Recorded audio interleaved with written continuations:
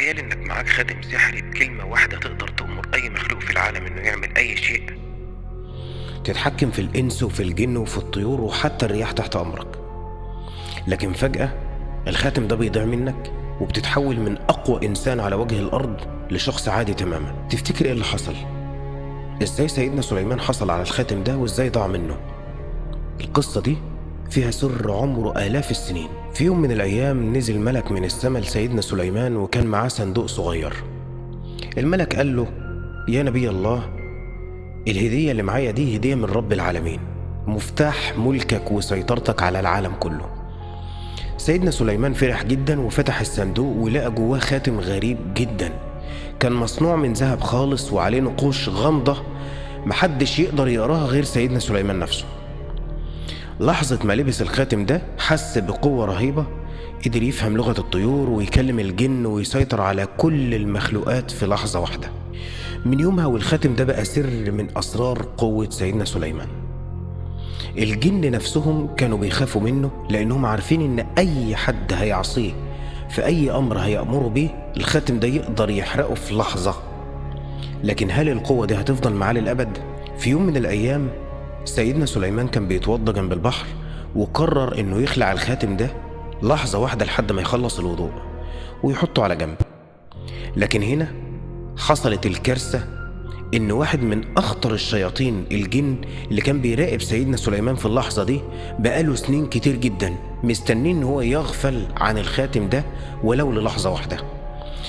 الشيطان ده اسمه صخر، وكان بيحلم إن ياخد قوة سيدنا سليمان. أول ما شاف الخاتم لوحده تحول على هيئة إنسان وخطفه بسرعة رهيبة، وفجأة كل حاجة اتغيرت. سيدنا سليمان فقد قوته كلها تماما وبقى إنسان عادي جدا.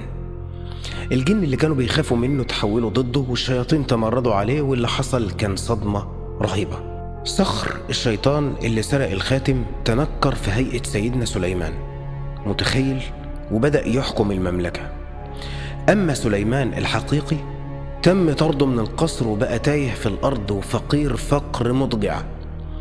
محدش كان مصدق إن هو ده النبي الحقيقي، وبقى فقير بعد ما كان ملك عظيم بيحكم كل شيء. ومرت شهور وشهور وسيدنا سليمان عايش في فقر بيحاول يلاقي طريقة يسترجع بيها الخاتم. لكن في يوم من الأيام وهو ماشي جنب البحر شاف صياد بيجهز شبكة وكان جعان جدا. طلب منه سمكة علشان ياكل، والصياد اداله سمكة واحدة بس. فتحها علشان يضلفها سيدنا سليمان، وفجأة عينه اتفتحت على شيء مستحيل. الخاتم كان جوه السمكة. بمجرد ما لبس سيدنا سليمان وفرح جدا انه لقى الخاتم رجعت ليه قوته فورا، وفي لحظة الشيطان اللي كان متخفي في هيئة سيدنا سليمان اتحرق تماما وتبخر، ورجع سيدنا سليمان يحكم المملكة من تاني. لكن من اليوم ده حرم تماما انه يقلع الخاتم ده من ايده ابدا مهما كانت الظروف المحيطة به. بعد وفاة سيدنا سليمان الخاتم اختفى تماما ومحدش عارف مكانه. لكن في أساطير بتقول إنه مدفون في مكان سري، وأي حد يلاقيه ممكن يتحكم في نفس القوة اللي كانت مع سيدنا سليمان. السؤال هنا، هل الخاتم ده لسه موجود؟ ويا ترى لو حد لقاه هل هيقدر يتحمل قوته؟